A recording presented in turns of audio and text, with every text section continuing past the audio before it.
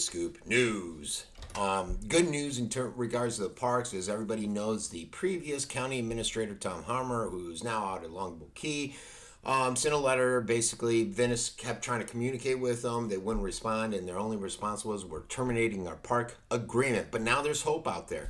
And the hope is that this dispute will come to some type of resolution or a process, and it's built into their agreement, which was put forth in 2011.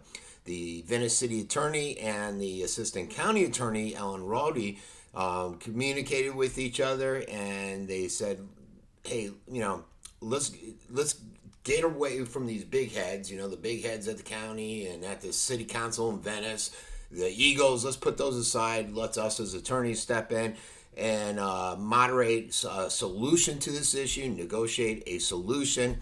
And so they decided to come up with basically a process where they'll go in, and basically what they'll have is the county staff and the city employees of Venice will negotiate a solution.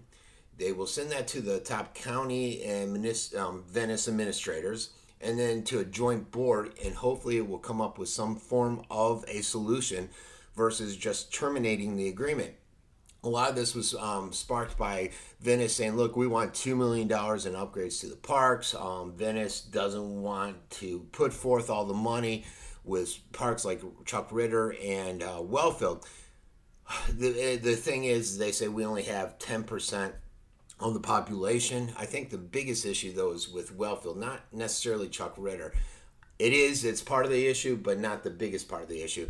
And they say we only 10% of our population goes there. And I've covered this before, where you got people that the football team that's being the city of Venice is going to honor. A lot of those guys played football on those very fields. A lot of them aren't city of Venice residents.